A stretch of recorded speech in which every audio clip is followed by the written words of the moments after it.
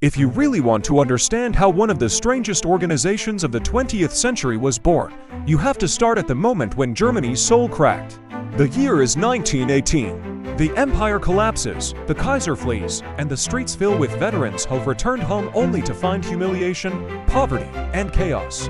A nation raised on discipline and order suddenly becomes a country of broken illusions. And when a society loses its identity, something dangerous happens. People begin searching for meaning in the shadows. That's when Germany plunges into a cultural fever. Secret salons, smoky basements filled with candlelight, self-proclaimed mystics, fortune tellers, astrologers, runic enthusiasts, all this explodes into popularity almost overnight. Newspapers publish horoscopes and esoteric columns, bookstores sell out volumes about Atlantis, ancient gods, and supernatural civilizations. It feels like the entire nation is leaning toward the unknown, desperate to believe in something bigger than its defeat. And this wasn't just the poor or uneducated. Doctors, professors, industrial magnates, even military officers were drawn to mystical theories that promised one thing. Germany didn't lose, it was betrayed. Its true destiny wasn't gone, it was stolen. And somewhere in the past lay the key to restoring greatness. This is the soil from which the myth of the ancient Aryans would grow. The idea was intoxicating. Long before Rome, before Egypt, before any known civilization, there supposedly existed a race of godlike beings, Hyperboreans, Atlantans, the Nordic super race. Tall, strong, spiritually enlightened, bearers of a sacred knowledge lost to modern man. And suddenly, an extraordinary claim begins to spread across Germany's occult circles. We are their descendants. Imagine being a nation humiliated, impoverished, blamed for a world war, and someone tells you that your ancestors were demigods. That you were meant to rule. That history itself made a mistake. No wonder these ideas caught fire. By the early 1920s, the occult scene becomes a magnet for those seeking answers, and among them are men who will later shape the darkest chapter of human history. Military failures and political rebellions drive many into the arms of mystics who promise strength, clarity, and destiny. Germany becomes a breeding ground for pseudoscience disguised as ancient truth. Diagrams of mythical continents appear on lecture boards, runes are studied as keys to human power, censuses are conducted in the name of national rebirth. And in the middle of this storm, one secret society rises above all others, the Thule Society, the group that will lay the ideological foundation for something far more sinister, an organization that one day will be known as ANENERBE. To understand how mythology transformed into political power, we need to step inside one of the strangest rooms in post-war Munich. Picture this. It's the winter of 1918. Germany is freezing, not physically, emotionally, spiritually. But inside a dimly lit hall in the heart of Munich, something very different is happening. Men in tailored coats and polished boots gather round a long wooden table. On the walls are maps of lost continents, sketches of runic symbols, diagrams of Nordic gods. Candles flicker. A heavy silence falls. This is no ordinary meeting. This is the Thule Society. Founded by occultist and mystic Rudolf von Sabotendorf, Thule presents itself not as a club, but as a mission. They claimed they had discovered the true origins of the German people, and that origin was glorious, divine, ancient.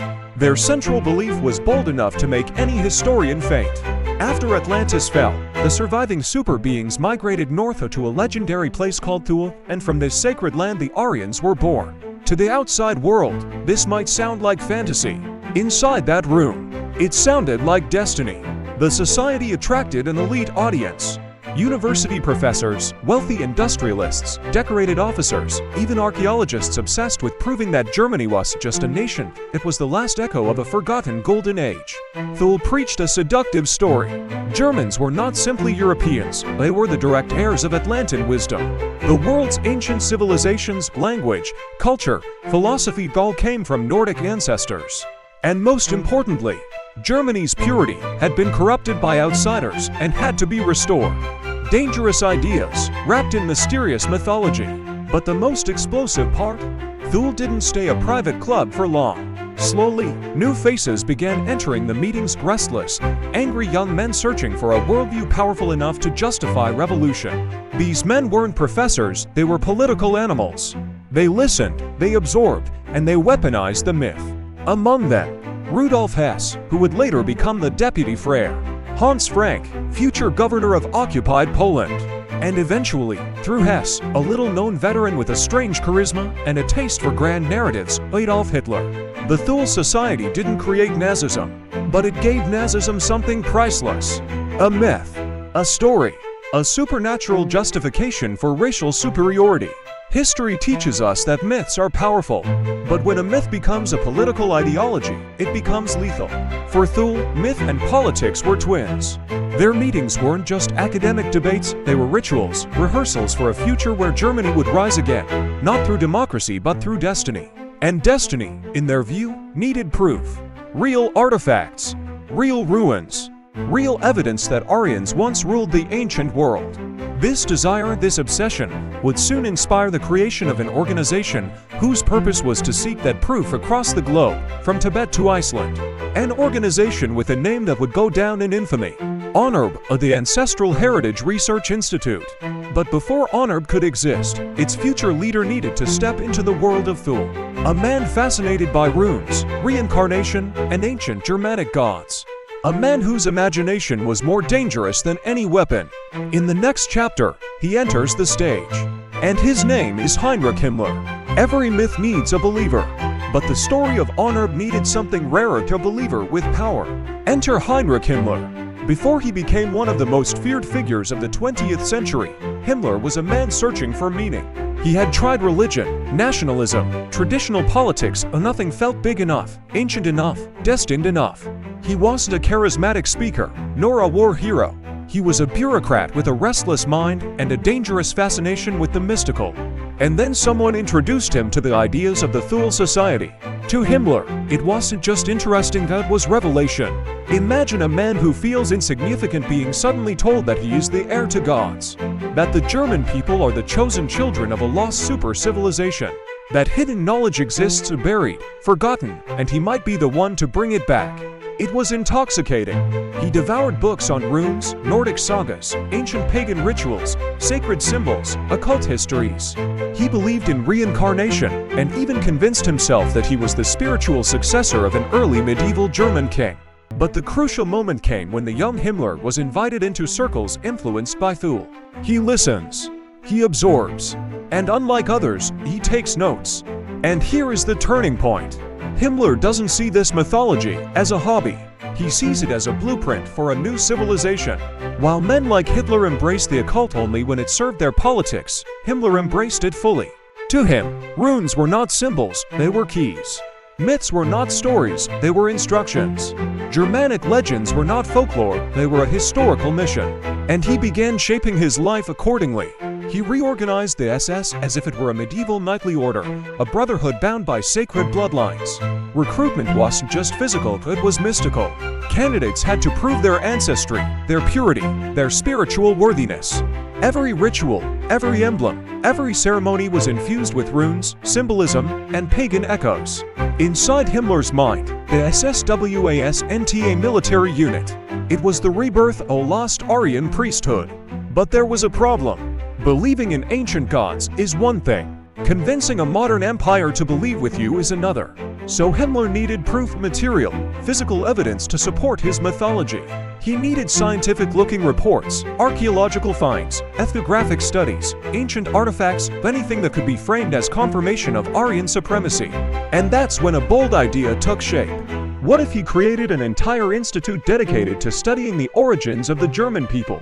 What if scientists, explorers, geologists, linguists, doctors all worked to uncover ancient secrets that validated the Nazi worldview? Not a cult, not a club. Something with government budgets, laboratories, expeditions, archives, status. A research organization with a mystical heart and a scientific mask. This idea would soon become the ANENERBE. But first, Himmler needed to prove to Hitler that the occult wasn't a distraction, was a weapon. A tool for shaping ideology, education, propaganda, even national identity. So he began merging the worlds of Thule and the SS, embedding myth into politics like poison into a dagger. Hitler tolerated Himmler's obsessions, not because he believed them, but because they served a purpose. They united, inspired, and justified. In the flames of myth, the machinery of the regime found meaning. And when Himmler finally gained the power he wanted, he made his move. Before ANENERBE sent expeditions across the world, before the laboratories and the occult rituals, there was something far more fundamental in the creation of a new symbolic universe. Because every powerful ideology needs symbols. Symbols bypass logic. They speak directly to emotion, identity, instinct. And no one understood this better than Heinrich Himmler. While political leaders crafted speeches and strategies, Himmler crafted something deeper to mythology wrapped in imagery. He wanted every banner, every badge, every ceremony to carry the weight of 1,000 years. And so he turned to the ancient signs of the Germanic world. Picture this. A quiet room filled with the smell of old parchment. Tables stacked with books on runes, eddas, sagas, prehistoric symbols. Scholars and experts, some legitimate, most self-taught mystics draw rune after rune, trying to decode meaning where archaeologists saw only decorations. For Himmler, these weren't relics of tribal history. They were fragments of a lost cosmic language and the original alphabet of the Aryan race. The most important of them all, the Sig rune, stylized into the lightning-shaped emblem used by the SS. To the public, it looked modern, aggressive, militaristic. To Himmler, it was the resurrection of an ancient symbol of victory and sun power. Every rune chosen for the organization had a meaning. Two was the warrior rune, representing honor and sacrifice. Alges or protection, a symbol he believed shielded the SS spiritually. Athala of heritage, bloodline, ancestral land. Some historians argue that Himmler misunderstood or even invented the meanings. But that didn't matter.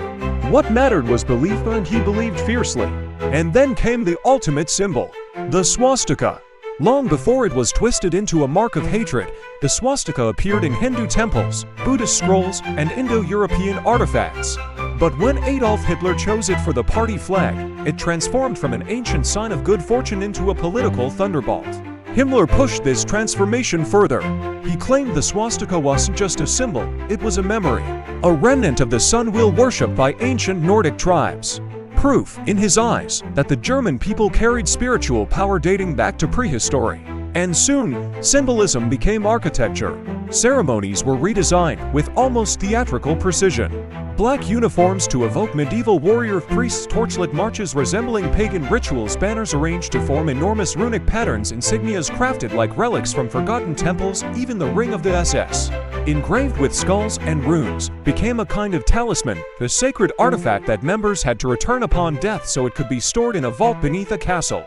Because for Himmler, this wasn't decoration, it was religion, and he wanted a holy site, a place where the symbols, myths, and rituals of his new order could fuse into something monumental. That place would be Wewelsburg Castle, a fortress he would transform into the spiritual heart of the SS, a temple of runes, legends, and eerie mysticism.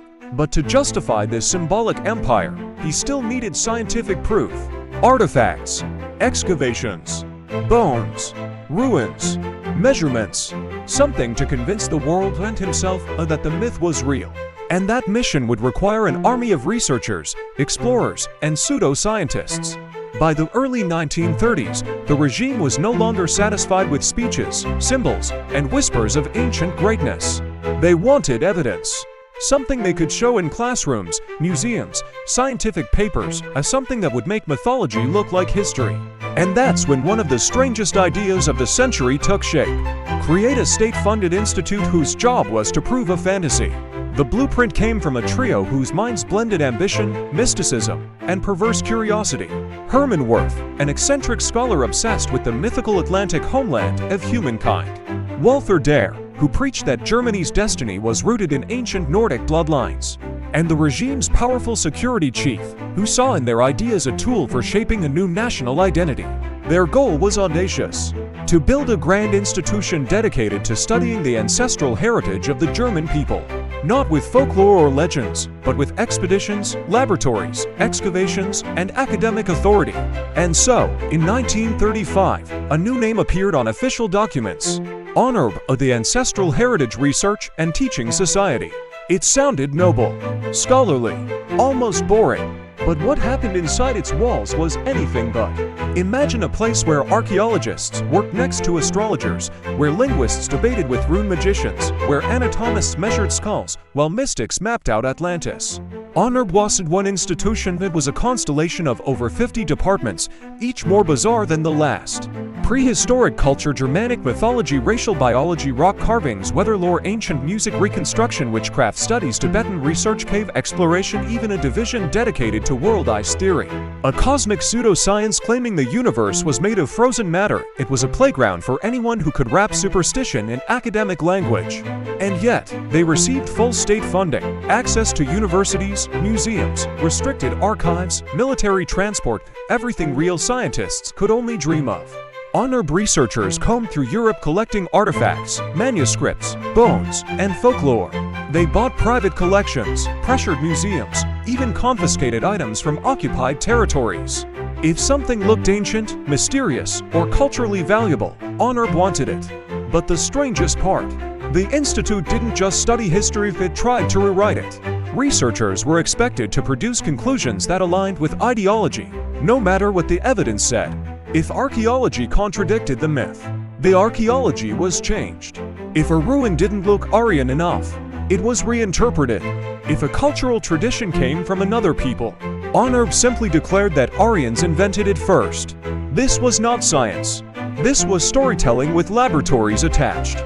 In meetings, maps of the world were spread across tables, and lines were drawn connecting Germany to India, to Tibet, to Scandinavia, to Siberia, creating a fictional network of ancient Aryan migrations. The institute grew so fast that, by the late 1930s, it had become a powerful machine capable of influencing education, propaganda, museum curation, even military projects. But the true turning point came when the leadership realized something. Artifacts could only take them so far. Books could only prove so much. If they wanted to rewrite history on a grand scale, they needed something bigger. They needed global expeditions, real journeys, real discoveries, real landscapes where they could plant their myth like a flag. And so, with government money and military protection, Ahnenerbe began preparing for its boldest projects yet, the series of expeditions across the world in search of the cradle of the Aryans.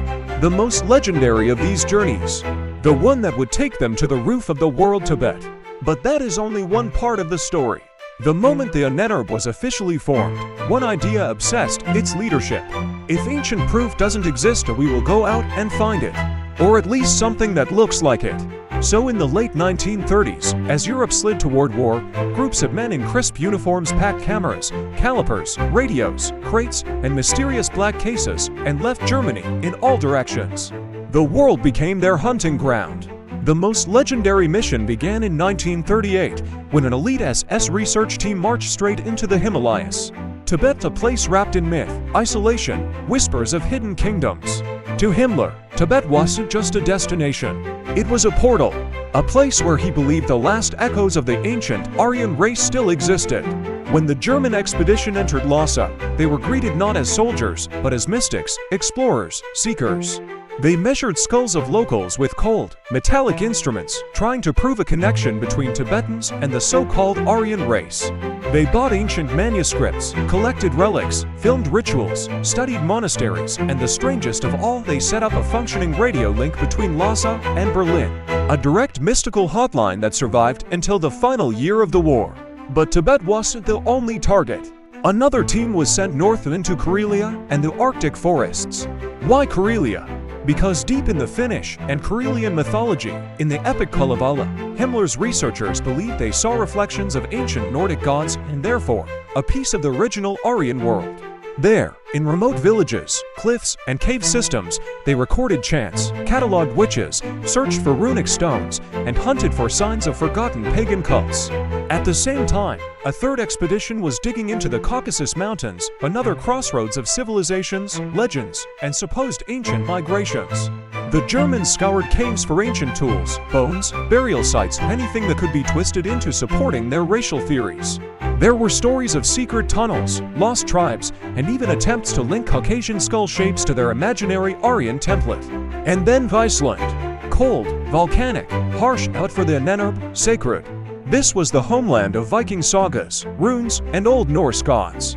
Researchers roamed across lava fields and windswept coasts collecting stones, artifacts, and manuscripts, treating every rune carving like a revelation. Here's the truth. They weren't searching for history. They were hunting for confirmation. Every expedition had one mission: find anything to bone, a text, a carving, a rumor that can be used to prove Germany's mythical past.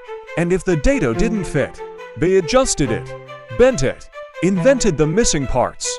To the outside world, these expeditions looked like adventures, but to the leadership of the Third Reich, they were sacred quests to resurrect an imaginary super-civilization, and to justify everything they were about to do on the world stage. And the deeper the ANENERBE went into this global treasure hunt, the darker their ambitions became. By the late 1930s, something had changed inside the ANENERBE. What started as a research institute no longer satisfied Himmler or the scientists and occultists orbiting his world. Now, they wanted power, real, physical, terrifying power. So the ANENERBE turned toward a new direction, creating weapons based not on science but on myth. It sounds insane, because it was. But inside the Third Reich, myths weren't just stories. They were blueprints. The Spear of Destiny, one of the most coveted artifacts, was the legendary Spear of Longinus, a weapon said to have pierced Christ's side. The myth claimed that whoever possessed the spear would rule the world. After the annexation of Austria, the Nazis seized the relic from Vienna, placed it in a fortified vault, and crafted a replica for Himmler's private chamber in Wewelsburg Castle. In their minds, this wasn't symbolism. It was a source of supernatural authority, a magical anchor for their future empire. Thor's hammer has a weapon of war. Meanwhile, in secret SS workshops, another project unfolded.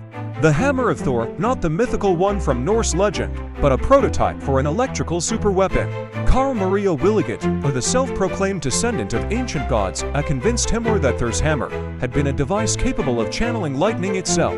Engineers attempted to replicate the divine technology: coils, generators, electromagnetic arcs leaping across metal floors.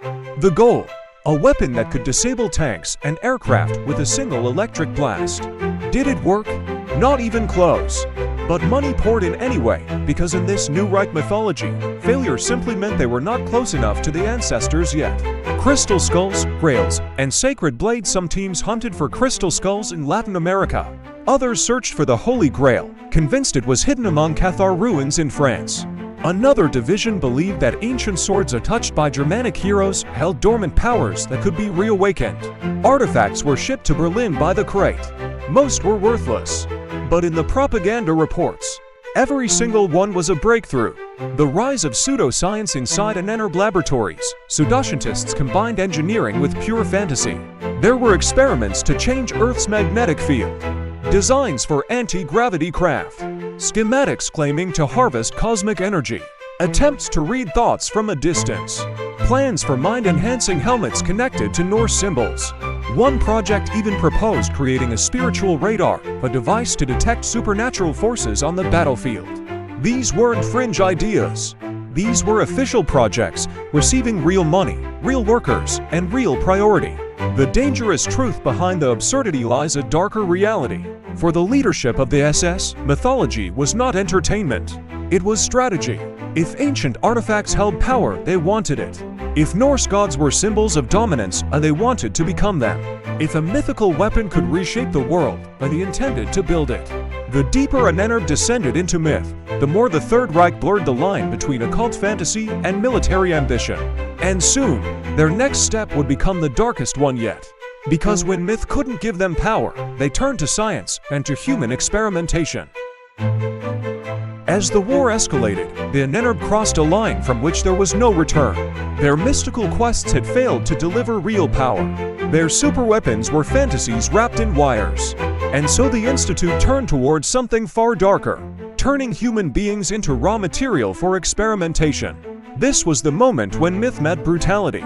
The laboratories of horror. Hidden behind the walls of camps like Dachau and Auschwitz, new research stations were built under the supervision of the SS. They looked like medical facilities. They used the language of science. But their purpose was simple: to test, break, and measure the limits of the human body in the name of the regime. To ANENERBE officials, prisoners were no longer people. They were samples. Numbers on a chart. Variables in an equation. Doctors in white coats reported directly to the Institute's leadership, bypassing every ethical boundary known to civilization. Cold, pressure, poisoned the experiments of death. One division studied extreme cold. How long could a human survive freezing temperatures? How quickly could a frozen body be revived? What methods worked best on the front lines? Another team tested rapid changes in air pressure, simulating pilots losing altitude or submariners trapped underwater. Charts were filled, measurements documented, reports sent proudly back to Berlin. Others experimented with toxins and antidotes, searching for ways to weaponize chemical agents or make soldiers more resistant to them. To the perpetrators, these were strategic questions. To their victims, they were a descent into terror. The obsession with racial science. Some researchers pursued an even more disturbing goal, proving their racial theories by analyzing human remains. One professor built entire collections of skulls and skeletons, attempting to demonstrate the inferiority or superiority of certain groups. This wasn't science. It was ideology disguised as anthropology, and it was funded, protected, and celebrated by Ahnenerbe's leadership. Botany, biology, even these turned dark. Even fields that seemed harmless, like botany or pharmacology, were twisted by the Institute's ideology. Some worked on herbal mixtures they believed came from ancient Aryan medicine. Others tested treatments on prisoners without consent, claiming to search for cures for diseases that plagued German soldiers at the front. Every department, no matter how ordinary it appeared, carried the shadow of coercion and suffering. The bureaucratic machine behind the cruelty. What made ANENERBE uniquely terrifying wasn't just the experiments. It was the efficiency. Forms were filled, budgets approved, requests stamped and filed, meetings held in polished offices. The crimes were wrapped in procedure, presented as research, archived as progress. In the eyes of the SS, this wasn't cruelty. It was duty, the legacy of the ANENERBE laboratories. By the end of the war, thousands had been subjected to these experiments. Only a fraction survived. When the Allies entered the camps, they found rooms full of notes, instruments, charts, and equipment, a tangible proof of a monstrous system that wore the mask of science. Many of the leading figures behind these programs were later put on trial. Some were executed. Others disappeared. A few shockingly continued scientific careers elsewhere. But the darkness they created remains one of the clearest windows into the soul of the ANENERBE, an institute that started with myths and ended with crimes. Because when an ideology believes it has the right to reshape humanity, it eventually begins treating humans as things to reshape. As the ANENERBE expanded across continents, Heinrich Himmler was building something much closer to his heart: a sanctuary, a temple, a spiritual headquarters for a new religion he believed would outlive the Reich itself. At the center of this dream stood Wewelsburg Castle, a strange, triangular fortress perched above a quiet German village, but under Himmler's hands, it became the most secretive, symbolic, and fanatical location in the entire SS universe. A new Camelot for a dark empire. Himmler imagined Wewelsburg as the future Vatican of the SS, the place where his elite order to Black Camelot would create rituals, doctrines, and a sacred mythology for generations to come. He redesigned the castle stone by stone, filling it with symbols, runic inscriptions, and esoteric architecture. Every corridor, every hall, every chamber had meaning. But the epicenter at the heart of the vision was hidden deep inside. The Hall of the Black Sun. Descending the stone stairs felt like entering an ancient crypt. Torches flickered on the walls. The air grew colder, and at the bottom lay a circular chamber unlike anything else in Europe. In the center of the floor, a massive 12-spoke black sun mosaic, glowing faintly in the torchlight. This was no historical symbol. It was a modern creation, the fusion of runes, occult geometry, and Himmler's private mythology. To the SS leadership, this chamber was a ritual hall, the birthplace of a new, mythical Aryan religion. Here, only the highest-ranking SS officers of the so-called Chosen 12 were allowed to stand. Meetings, ceremonies, and mystical discussions unfolded in whispers deep underground. To outside eyes, it looked like madness. To those inside, it was destiny. The Obergruppenführer hall directly above the Black Sun chamber was another ritual space, a towering hall with a round table, each seat dedicated to one of the SS elite commanders. Himmler believed these men were reincarnations of ancient Germanic heroes. Their chairs were positioned like those of Arthurian knights, a perfect circle, symbolizing unity, loyalty, and eternal spiritual purpose. Here, the SS leadership didn't talk strategy. They talked prophecy, ancestral cycles, the rebirth of a warrior caste, the future of a 1,000-year empire that would reshape the world. It wasn't a military meeting room. It was a cult chamber, artifacts, relics, and the Grail myth. Himmler filled Wewelsburg with objects he believed were spiritually charged. Replicas of ancient swords, runic artifacts, ritual cups, archaeological finds, and even items rumored to be connected to the Holy Grail legend. His personal library inside the castle grew to tens of thousands of volumes: astrology, witchcraft, medieval lore, sacred geometry, ancient epics. He wanted Wewelsburg to become a museum, a monastery, and a magical fortress in one. A place where myth wasn't studied, but worshipped. The cult of the dead. One of the strangest traditions was the idea that fallen SS officers would spiritually remain in the castle. Himmler ordered special crypts, ceremonial chambers, and memorial rituals. He believed the spirits of the dead would guide future generations of the SS, turning Wewelsburg into the eternal home of the Black Order. The further the war progressed, the deeper Himmler sank into ritualism, and the castle grew into a monument not to victory, but to obsession. The unfinished dream. In 1945, as Allied troops advanced, Himmler ordered the castle evacuated. A unit of SS engineers planted explosives and blew up the underground chambers, trying to erase the most incriminating parts of his occult project. But the ruins survived. The Black Sun mosaic remained, and with it the ghost of a fanatical dream. Wewelsburg today stands as the most tangible reminder of what the ANENERBE truly was. Not a scientific institute, not a cultural center, but a cult. A cult with an army, a budget, and a leader who wanted to transform myth into a new world order. By the final months of the war, the ANENERBE, once a sprawling empire of occult science, expeditions, laboratories, and secret chambers, began to crumble. Not with a bang, but with whispers, smoke, and vanishing shadows. As Allied forces pushed deeper into Germany, the Institute's leadership understood one thing clearly. The world they built out of myths was about to collide with reality, and reality was closing in fast. The frantic evacuation. In early 1945, trucks began rolling out of Berlin, Munich, and dozens of satellite facilities. Inside them are crates of artifacts, ancient manuscripts, stolen relics, strange devices, research files, and equipment taken from the darkest laboratories. Some shipments went south toward Austria and the Alps. Others disappeared into forests. Some were loaded onto trains that never reached their destination. To this day, entire archives of the ANENERBE have never been recovered. The Great Disappearing Act. High-ranking members of the Institute fled under false identities. Some were captured. Some were taken by the Allies for interrogation or their knowledge deemed too valuable to waste. Others slipped through the cracks and re-emerged years later in unexpected places. Universities, corporations, even foreign governments. But many simply vanished. Their fate became the foundation for stories that still echo today. New Swabia and the Antarctic myths. One of the strangest legends born from the ANENERBE's collapse concerns New Swabia, the real German expedition to Antarctica in 1939.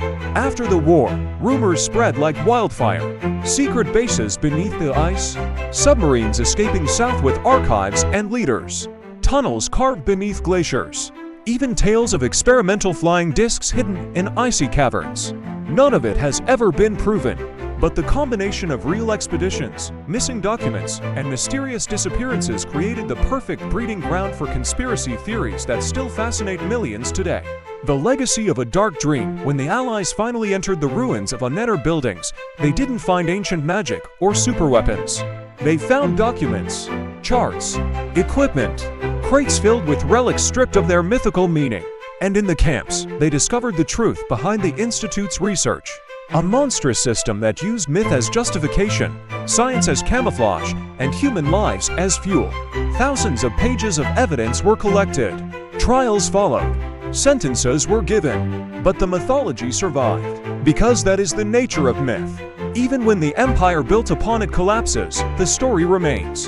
The final truth. The ANENERBE began as a search for identity in a wounded nation.